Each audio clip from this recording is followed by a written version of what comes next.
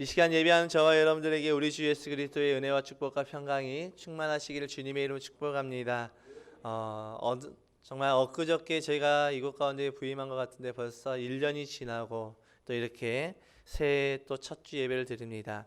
어느덧 그 길었던 2019년이 지나고 이제 2020년의 새해가 밝아왔습니다. 사람들은 새해가 되면 저마다 새로운 그 희망과 포부를 가지고 새로운 그 계획을 세우고 또 자기 인생의 설계를 하고 세우고 있습니다. 올 한 해에도 우리 사랑하는 성도님들에게 하나님의 그 신령한 은혜와 축복과 평강이 여러분과 여러분의 가정 가운데 충만하시기를 주님의 이름으로 축복합니다. 우리는 늘 새해를 맞이할 때마다 많은 소망을 가지고 또 많은 기대를 가지고 시작합니다. 그래서 우리는 새해에 어떠한 일들을 많이 계획을 세우고 그 일들을 하려고 하지만 우리는 늘상 이 작심삼일과 같은 그 일들로 인하여서 우리는 얼마 가지 못해서 또 넘어지기도 합니다. 세상이 너무나도 안타깝게 세상은 점점 살기 어려워져 가고 있습니다. 이와 같은 세상을 우리는 앞으로 어떻게 살아가야 할까요? 뉴스를 보면 참으로 마음이 무거워지는 그런 소식들만 전해집니다. 누가 죽었다, 어떤 사고가 나서 몇 명이 다치고 몇 명이 죽게 되었다. 또 정치권 뉴스는 정말 정말 하루하루 매일매일 서로 싸우고 대립하고 서로가 서로를 비방하고 그런 뉴스를 볼 때마다 마음이 너무나도 무거워집니다. 그렇다고 해서 우리가 주저앉을 수만은 없습니다. 아무리 세상이 살기 어려워지고 아무리 좌우가 대립이 되고 아무리 분열이 일어나는 세상에서 살아간다고 할지라도 우리는 결코 주저앉을 수가 없습니다. 우리는 언제든지 오뚜기처럼 다시 일어나야 합니다. 어떻게 일어나야 할까요? 우리가 일어날 수 있는 그 힘이 무엇일까요? 그것은 바로 우리의 믿음으로 하나님과 동행함으로 앞으로 나아가야 됩니다. 그럴 때 우리는 우리 하나님께서는 저와 여러분들을 도와주십니다. 2020년도 믿음으로 살아가기를 힘쓰고 믿음으로 살아가려고 애쓰는 저와 여러분들을 향하여서 하나님의 그 도움의 손길이 날마다 충만해지시길 주님의 이름으로 축복합니다. 하나님께서는 하나님과 함께 동행하고 그리스도 안에 거하는 자에게 철을 따라 열매를 맺는다라고 시편 1장의 말씀을 통해서 우리에게 말씀해 주고 있습니다. 그러니까 우리의 2020년을 우리의 계획대로 우리의 설계대로 살아가는 것이 아니라 이 2020년은 하나님의 뜻 가운데서 하나님 안에 거하여서 날마다 시절을 따라 또 철을 따라 잎사귀를 맺고 열매를 맺는 저와 여러분의 삶이 되시기를 주님의 이름 축복합니다. 이 세상에 아무도 우리를 도와주는 사람이 없을지라도 아무도 우리의 편이 없을지라도 우리는 끝까지 포기하지 않고 주님과 하신 그 길을 걸어가야 합니다. 설사 그 길이 우리에게 있어서 너무나도 어렵고 너무나도 힘든 괴로운 고난의 길의 연속이라고 할지라도 끝까지 포기하지 아니하고 우리는 주님 가신 그 길을 따라 걸어가야 합니다. 그것이 우리 그리스도인의 사명이고 그것이 우리 그리스도인의 삶의 모습인 것입니다. 그 길을 가는 힘은 우리에게 있지 않습니다. 그 길을 가는 힘은 우리가 쥐어짜지 않습니다. 바로 하나님께서 우리와 함께 하실 때 우리는 그 길을 걸어갈 수가 있습니다. 성령의 충만함과 하나님의 약속의 말씀을 붙잡고 우리는 주님 오실 그날까지 우리의 믿음을 끝까지 지키며 살아가야 합니다. 오늘 우리가 읽은 본문에서 자신이 가야 할 길을 어디로 가야 할지도 모르고 어떤 방향으로 가야 할지도 모르는 채 전혀 알지도 못한 채 믿음으로 끝까지 하나님의 그 약속의 말씀을 붙잡고 떠난 사람이 나옵니다. 그 사람의 이름은 우리가 너무나도 잘 알고 있는 아브라함입니다. 아브라함은 BC 2241년경 메소포타미아 지역의 갈대아 우르에서 태어나서 그곳에서 75년을 살았습니다. 그런데 어느 날 갑자기 하나님께서 그에게 찾아오시고 그를 부르셨습니다. 우리 본문 1절의 말씀을 함께 읽어보겠습니다. 함께 읽겠습니다. 시작. 여호와께서 아브라함에게 이르시되 너는 너의 고향과 친척과 아버지의 집을 떠나 내가 내게 보여줄 땅으로 가라. 아멘. 왜 하나님께서는 이 아브라함에게 어느 날 갑자기 아브라함에게 찾아와서 고향과 친척과 아버지의 집을 떠나라고 말씀하셨을까요? 아브라함의 고향인 이 갈대아 우르 지역은 우상을 숭배하는 도시였습니다. 그래서 하나님께서는 새로운 땅을 준비하시고 새로운 역사를 시작하시려고 아브라함에게 고향과 친척과 아버지의 집을 떠나라고 하셨던 것입니다. 하나님께서 아브라함에게 떠나라고 했을 때 아브라함의 그 심정이 어땠을까요? 저와 여러분들이 만약에 아브라함이라면 어느 날 하나님이라는 내가 알지 못하는 그런 그 신이 나에게 찾아와서 나에게 너는 고향과 친척과 아버지의 집을 떠나라고 말씀하였을 때 우리는 정말 아브라함과 같이 떠날 수가 있을까요? 아니, 아브라함은 과연 그 말씀을 듣고 그 주님의 음성을 듣고 그 하나님의 음성을 듣고 아무런 갈등과 고민 없이 떠났을까요? 저는 이 말씀을 묵상하면서 아브라함의 입장에서 생각해 봤습니다. 아브라함은 그것을 떠나지 않는 것이 자기 인생 가운데 편안한 삶을 살아가는 것입니다. 75세면 노년입니다. 아무리 이 당시 그 사람들의 그 수명이 우리보다 지금 우리가 살고 있는 우리 시대보다 조금 더 산다고 할지라도 75세면 이미 노후를 장만해야 될 그런 나이입니다. 그런 인생 가운데 편안하게 살아갈 수 있는 그 인생을 뒤로한 채 자신의 고향과 친척과 아버지의 집을 떠나는 것은 결코 쉬운 일이 아니었습니다. 그럼에도 불구하고 아브라함은 그 하나님의 편에 서기로 결단하였습니다. 그런 아브라함에게 하나님께서는 내가 내게 보여줄 땅으로 가라고 말씀하십니다. 처음부터 아브라함에게 너는 이곳으로 가라고 말씀하신 것도 아니고 처음부터 아브라함에게 꿈으로 찾아오셔서 환상을 보여주시면서 너는 이러한 땅으로 가라고 말씀하신 것이 아니라 하나님께서 이제 내가 너에게 보여줄 그 땅으로 너는 떠나라고 말씀하십니다. 이제 아브라함의 그 떠남의 그 여정은 그저 자신이 어디로 가야 할지도 모르고 어느 방향으로 가야 할지 모르고 내가 어디로 가는지도 모르고 그저 하나님의 그 말씀만 붙잡고 나아가야 되는 그런 여정입니다. 굉장히 불안하고 두려울 수 있는 그런 상황임에도 불구하고 아브라함은 결국 하나님의 편에 섰습니다. 그런 아브라함에게 하나님께서는 놀라운 복을 주십니다. 본문 2절과 3절의 말씀 함께 읽어볼까요? 함께 읽겠습니다. 시작. 내가 너로 큰 민족을 이루고 내게 복을 주어 내 이름을 창대하게 하리니 너는 복이 될지라. 너를 축복하는 자에게는 내가 복을 내리고 너를 저주하는 자에게는 내가 저주하리니 땅의 모든 족속이 너로 말미암아 복을 얻을 것이라 하신지라. 아멘. 하나님의 편에서 하나님의 그 말씀에 하나님의 그 명령에 순종하여 떠난 아브라함에게 하나님께서는 복을 주신다라고 약속하십니다. 어떠한 복입니까? 그 복은 큰 민족을 이루고 그 이름을 창대하게 하며 또 복의 근원이 되며 무엇보다도 우리가 읽었던 그 3절의 말씀 너를 축복하는 자에게 내가 복을 주고 너를 저주한 자에게 내가 저주하겠다라는 그 말은 내가 너와 끝날까지 세상 끝날까지 함께 하시겠다라는 그 말씀입니다. 그러니까 내가 너의 인생을 책임지고 내가 너의 인생 가운데 내가 언제나 함께 하시겠다. 즉 임마누엘의 그 복이 우리 그 아브라함에게 주어짐을 우리는 이 말씀을 통해서 알 수가 있습니다. 아브라함이 하나님의 편에 서서 하나님과 동행함으로 누리게 될 그 하나님의 그 복이 무엇인지 이 시간 함께 말씀을 통해서 나눠보고자 합니다. 첫 번째로 큰 민족을 이룬다라고 약속해 주셨습니다. 우리 본문 2절의 말씀을 보면 내가 너로 큰 민족을 이루고 라고 말씀하고 있습니다. 하나님 아브라함을 통해서 장차 온 인류를 구원할 수 있는 하나님의 선민, 하나님의 백성을 이루시려고 그 원대한 섭리와 계획이 있었기 때문에 아브라함에게 직접 찾아오셔서 그 죄악과 그 우상과 죄악이 난무한 그 갈대아 우르에서 떠나라고 말씀하시고 또 더 나아가서 하란에서도 떠나라고 말씀하셨던 것입니다. 지금 당장 떠난다는 것이 얼마나 힘들고 어려운 일입니까? 아브라함 입장에서 떠난다는 것. 아니 지금 저와 여러분들이 어느 날 갑자기 저와 여러분들이 잘 살고 있는 이 여수 지역을 갑자기 떠나라고 한다면은 우리 역시도 그 떠나는 것이 쉽지만은 않을 것입니다. 회사에서 발령이 나서 타 지역으로 발령이 나서 옮겨지는 것 역시도 많은 분들이 그렇게 옮겨지는 것 역시도 힘들어합니다. 그런데 아브라함은 내가 어디로 가야 할지도 모르고 또 얼마나 가야 하는지도 모르고 내가 도대체 왜 떠나야 하는지도 그 이유조차 모르고 그저 떠나라고 하니 아브라함으로서는 답답할 따름입니다. 그러나 그 아브라함은 결국 하나님의 편에 섭니다. 그리고 떠났습니다. 여러분, 이것이 바로 아브라함의 믿음이었습니다. 지금 우리 앞에 어떤 어려움이 있습니까? 내 이성과 내 판단으로 도무지 납득할 수 없는 그런 어려운 상황이 우리 앞에 닥쳐왔습니까?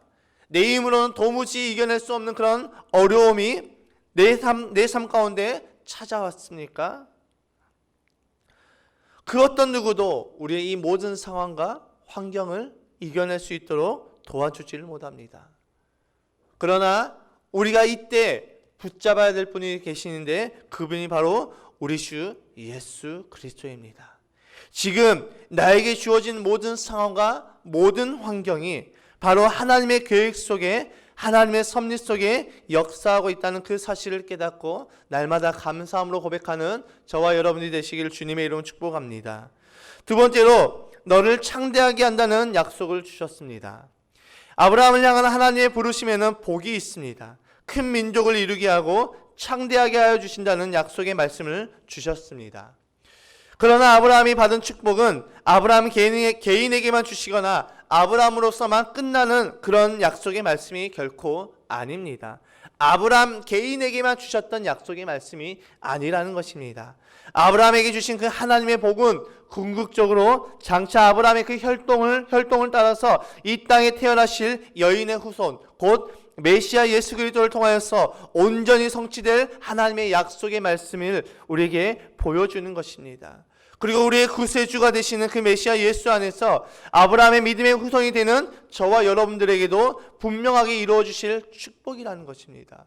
그러니까 하나님 안에 거하고 하나님의 말씀을 따라서 하나님의 그 부르심을 따라서 살아가는 그 모든 자들에게는 하나님께서 아브라함에게 약속하셨던 것처럼 너와 너의 자손에게 그 축복을 주고 또 우리의 이름이 창대케 하는 이 땅 가운데서 우리가 하나님께서 복을 주심으로 말미암아 창대한 그 인생을 살아갈 수 있도록 우리에게 허락하여 주신다는 것입니다. 그리고 이 하나님의 소명에는 세상적인 것과는 비교할 수 없는 큰 축복이 있습니다. 그 큰 축복을 받을 사람이 누구입니까? 본문에 나타난 아브라함처럼 오직 하나님의 부르심에 믿음으로 반응하여서 영원한 천국 또 영원한 하나님의 나라를 향하여서 걸어가는 이 믿음의 순례의 길을 걸어가는 저와 여러분들인 것입니다. 세 번째로 복의 근원이 되게 해주신다라고 하나님께서는 약속하십니다.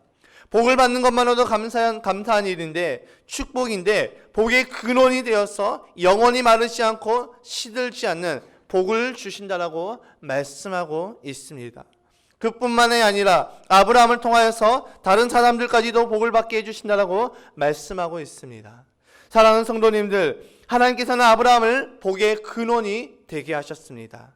그런데 아브라함의 인생을 보면 아브라함이 그냥 복의 근원이 된 인생이 아닙니다. 아브라함이 그냥 아무것도 하지 않은 채 복의 근원이 되지 않았다라고 성경은 말하고 있습니다. 아브라함이 하나님의 편에 서서 하나님의 말씀에 순종하며 나아갈 때 하나님께서는 그의 삶을 복의 근원이 되게 하셨다는 것을 우리에게 분명하게 말씀해 주고 있습니다. 그러니까 우리가 이 땅 가운데서 하나님께로부터 받을 그 복은 우리가 아무것도 하지 않은 채 그저 멍하니 앉아 있어서 하나님의 복을 받아 누리는 것이 아니라 우리에게 주시는 그 하나님의 말씀, 하나님의 그 음성을 듣고 순종하며 나아갈 때 저와 여러분들의 그 삶 가운데서 세상의 편에 서지 아니하고 하나님의 편에 서서 하나님의 그 뜻에 순종하며 살아가는 그 자들에게 하나님께서는 복의 근원된 삶을 살아가게 하신다는 것입니다. 그 아브라함이 하나님의 말씀대로 복의 근원이 되었던 삶의 모습은 어떠한 삶일까요? 첫 번째로 아브라함은 끝까지 하나님의 말씀이 우선되는 삶을 살았습니다. 아브라함의 실생활은 어떤 삶일까요? 아브라함이 복의 근원으로 부르심을 받았지만 그의 실생활은 언제나 여전히 유랑과 나그네의 그 인생을 살아가야 했습니다.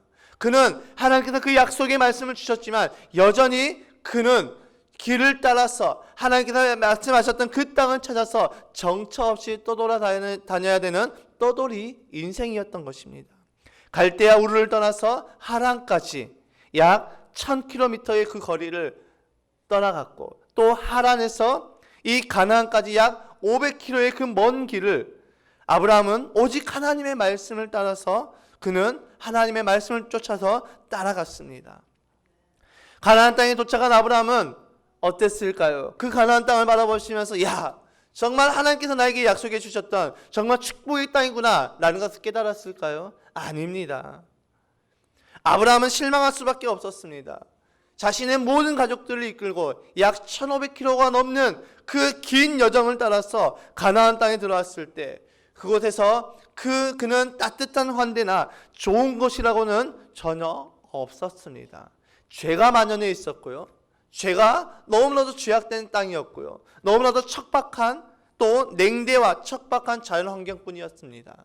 그러니까 하나님의 말씀에 순종하여서 나의 모든 것을 다 버리고 아버지와 고향과 아버지와 친척의 모든 것을 다 떠나서 하나님께서 말씀하셨던 그 가나안 땅까지 왔는데 그 오는 길 도중에 자신의 아버지 데라는 죽음을 당했고 그런 모든 슬픈 일을 다 이겨내서 그 땅 가운데 왔는데 그에게 주어진 땅은 냉대와 척박한 자연 환경이었다는 것입니다. 하나님께서 말씀하셨던 그 땅이라면 뭔가 좋아야 하는데 뭔가 좀 다를 수 있는 그 복이 있어야 되는데 내 인생을 역전시킬 수 있는 그 복이 있어야 되는데 여전히 아브라함의 인생은 똑같았다는 것입니다. 가나안 땅에 가도 그는 그 땅 가운데서 개척의 인생을 살아가야 됐다는 것입니다. 사방이 돌과 모래와 광야뿐이었습니다.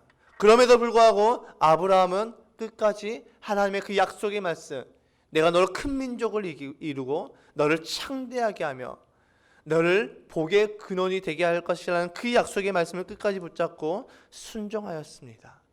두 번째로 아브라함의 생활은 어려움 속에서도 항상 제단을 쌓는 생활을 하였습니다. 제가 예전에 이 본문의 말씀을 가지고 이 설교를 했던 적이 있습니다. 아브라함이 그 땅 가운데서 정말 실망이 자신을 찾아오고 정말 너무나도 큰 실망감 가운데 죄가 너무나도 만연해져 있고 죄악된 그 땅 가운데서 아브라함이 했던 그것이 무엇이냐면 그는 하나님 앞에서 제단을 쌓고 예배하였다는 것입니다. 아브라함은 오직 하나님의 그 부르심에 의해서 믿음으로 가나안 땅에 들어갔습니다. 비록 육신적으로 안락함과 평안함은 없었습니다. 아니 오히려 그가 갈대아 우르에서 살 때는 평안했습니다. 갈대아 우르에서 살 때는 부족함이 없었습니다. 그럼에도 불구하고 아브라함은 하나님의 말씀을 따라갔더니 이제는 가나안 땅에서 자신의 모든 인생 가운데서 모든 것을 개척해 나가야 되는 이제 불편한 인생을 살아가야 했습니다. 그럼에도 불구하고 그는 하나님 앞에 예배를 드렸습니다. 그래서 아브라함은 하나님의 약속의 말씀을 믿고 현재는 내가 좀 어렵고 불편할지라도 하나님께서 제단 쌓는 일을 게을리하지 않고 가는 곳곳마다 제일 먼저 제단을 쌓고 하나님께 감사의 예배를 드렸다라고 성경은 말씀하고 있습니다. 이러한 삶을 통하여서 아브라함은 복의 근원이 되는 삶을 살아갔습니다. 첫 번째는 하나님의 말씀을 따라 살아갔고 두 번째는 날마다 하나님 앞에 예배하는 삶을 살아갔다는 것입니다. 사랑하는 성도님들, 예배만이 하나님의 말씀과 예배만이 저와 여러분들의 삶을 회복시키며 저와 여러분들의 삶이 하나님의 복을 받을 수 있는 그 통로로 우리를 이끌어 주십니다. 우리가 이 땅 가운데서 우리 스스로 노력한다고 할지라도 하나님 없이 살아가는 그 인생은 결코 행복할 수 없다라는 것입니다. 방금 우리가 불렀던 저희 가정에서 정말 고백했던 그 찬양처럼 화려하진 않을지라도 정결하게 사는 삶이 행복이며 내가 가진 것이 없을지라도 나눠줄 수 있는 그 믿음과 그 은혜, 그 마음이 있는 것, 하나님과 날마다 동행함으로 말미암아 하나님께서 부어주신 그 마음으로 그 기쁨으로 살아가는 것이 우리에게 행복이라고 고백하였던 것처럼 우리가 정말 이 땅에서 이 세상에서 정말 이 세상의 모든 사람들이 알아주는 그런 성공적인 인생을 살아간다고 할지 않을지라도 하나님이 나와 함께 하시면 그것이 우리의 인생의 행복이고 그것이 우리의 인생의 기쁨이라는 것입니다. 아브라함은 그것을 알았습니다. 내 인생에 내가 많은 것을 누리지는 못한다고 할지라도 내가 누리고 있는 그 모든 것을 내가 포기해야 된다고 할지라도 나의 진정한 기쁨, 나의 진정한 안식, 평안이 하나님께로부터 오름을 그는 깨닫고 그는 하나님의 말씀을 따라서 가나안 땅으로 갔고 그는 하나님 앞에 날마다 예배하는 삶을 살아갔다라는 것입니다. 사랑하는 성도님들, 이 시간 예배하는 저와 여러분도 이 아브라함의 신앙을 본받아서 날마다 하나님의 말씀을 따라서 하나님의 말씀이 항상 우리의 삶의 우선이 되며 제단을 쌓는 일을 게을르게 하지 않는 저와 여러분이 되시기를 주님의 이름으로 축복합니다. 특히 2020년 새해에는 올 한 해는 제단 쌓는 일에 최선을 다하시는 저와 여러분이 되시기를 간절하게 소망하며 간절하게 축복합니다. 하나님 항상 제단에 불을 내리셨고 응답하셨습니다. 우리는 주일 성수 제단을 쌓아야 됩니다. 주일은 주님의 날입니다.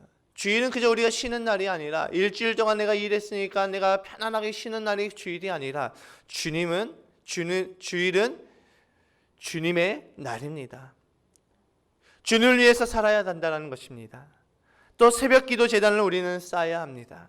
그래서 날마다 순간마다 하나님의 그 은총 안에서 보호하심을 받는 생활을 우리는 날마다 해나가야 됩니다. 그리고 항상 감사와 기쁨으로 가정의 제단을 쌓아야 됩니다. 저희 교회가 이제 2020년을 맞이해서 매일 성경을 함께 묵상하고 있습니다. 벌써 묵상한 지 오늘로써 5일차가 됩니다.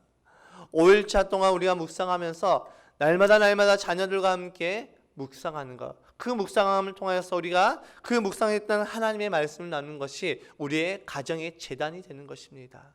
특별하게 우리가 가정에서 우리가 제단을 쌓고 찬송과 기도와 그런 것이 없을지라도 하나님의 말씀을 함께 나누는 것, 하나님의 말씀을 함께 묵상하는 것이 우리의 예배가 되는 것입니다.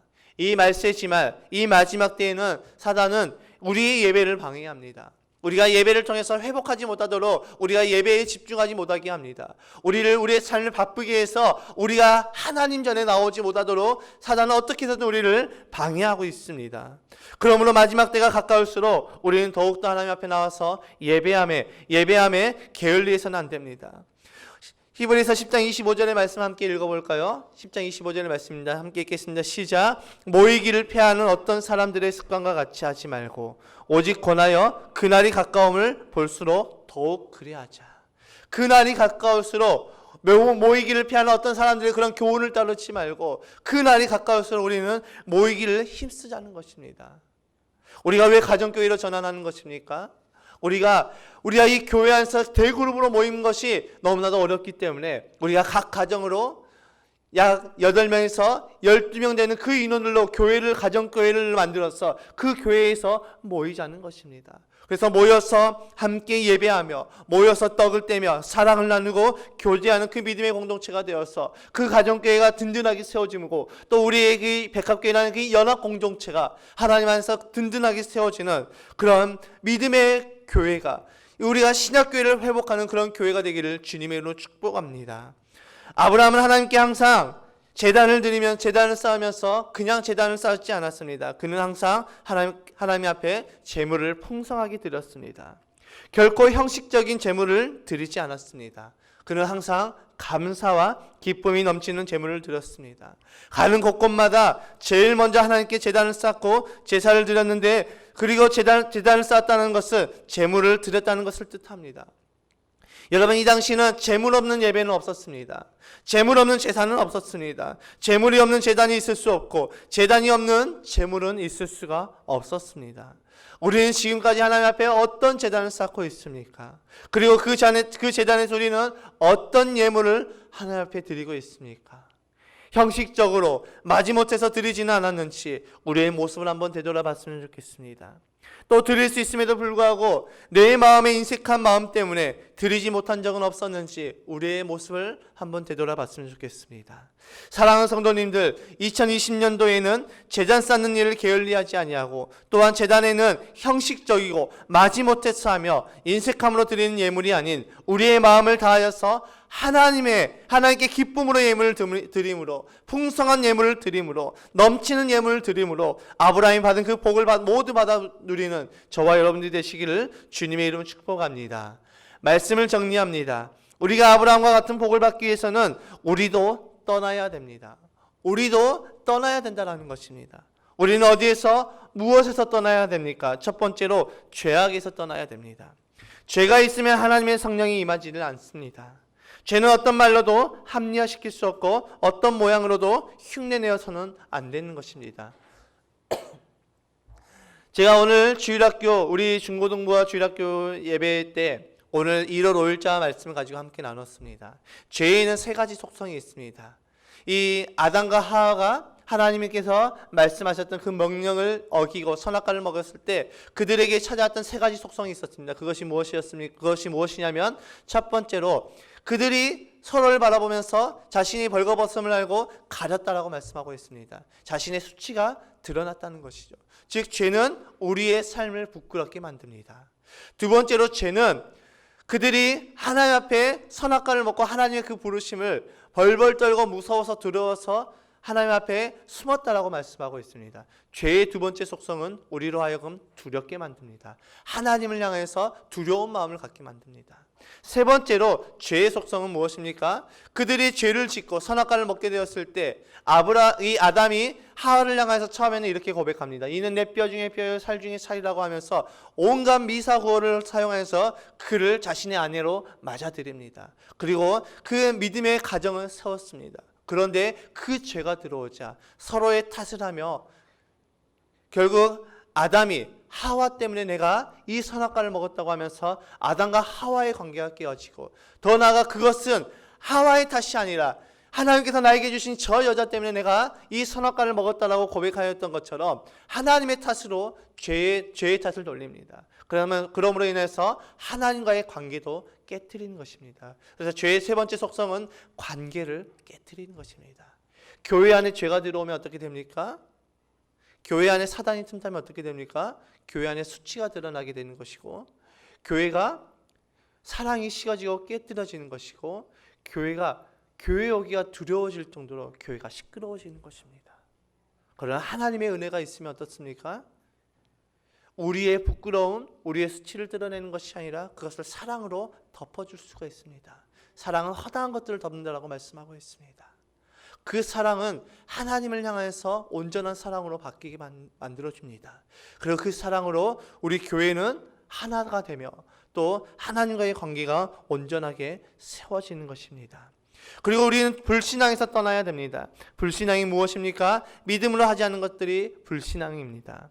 하나님은 말씀대로 하지 않는 것이 다 하나님의 말씀대로 하지 않는 것을 다 불신앙이라고 우리는 말을 합니다. 원망과 불평을 예를 들 수가 있습니다. 로마서 14장 23절에서는 믿음을 따라 하지 않는 모든 것들은 다 죄라고 선언하고 있습니다. 항상 주 안에서 믿음으로 살아가는 저와 여러분들이 되시기를 주님의 이름 축복합니다. 세 번째로는 나태와 게으름에서 떠나야 됩니다. 우리 그리스도인들에게 있어서 가장 큰 적이 바로 이 나태와 게으름입니다. 사단은 자꾸 우리를 나태하게 만듭니다. 사단은 자꾸 우리를 게으르게 만듭니다. 제가 부교육자 사역을 한 교회에서 오래 하게 되면 어떤 모습이 나타나냐면 제 경험으로 제가 했던 대로 그 모든 것들을 하려고 하는 그런 습관들이 있습니다. 그러니까 사람은 자꾸 나태해진다는 것입니다. 사람은 자꾸 게을러진다는 것입니다. 우리는 여기서 떠나야 된다는 것입니다. 그것을 떠날 수 있는 유일한 것이 무엇입니까? 바로 성령의 충만함입니다. 그래서 예배의 자리에, 기도의 자리에 우리가 있는 곳에 나와서 함께 기도하며 나아감으로 말미암아 정말 이런 나태와 게으름에서 떠나서 주님의 일을 믿음으로 잘 감당하는 저와 여러분들이 되시기를 주님의 이름으로 축복합니다. 네 번째는 나쁜 습관에서 떠나야 됩니다. 신앙생활뿐만 아니라 일반적인 생활에서도 건강을 해치고 경제를 어렵게 하는 그런 나쁜 습관은 버려야 합니다. 거짓말하는 습관도 버려야 됩니다. 끊어야 됩니다. 끊어야 될 그런 모든 나쁜 습관들을 우리들 얽어매는 올무가 될 수가 있습니다. 아브라함이 하나님의 말씀을 쫓아 하란을 떠났듯이 우리들은 이제 2019년을 떠나서 2020년을 걸어가고 있습니다.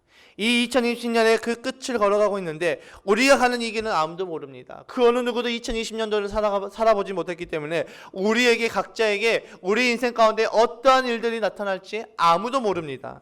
그럼에도 불구하고 우리는 이 길을 걸어가야 됩니다.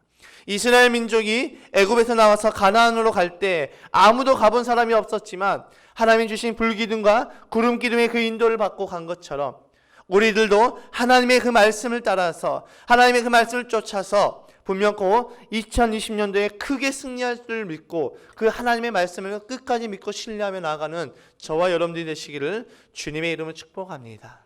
이런 말이 있습니다. 있을 때 잘해라는 말이 있습니다. 우리에게 은혜가 있을 때 우리는 더욱더 잘해야 됩니다. 우리가 더욱더 기도할 수 있을 때 더욱더 잘해야 됩니다. 우리가 예배 드릴 수 있을 때 우리는 더욱더 예배를 잘 드려야 됩니다.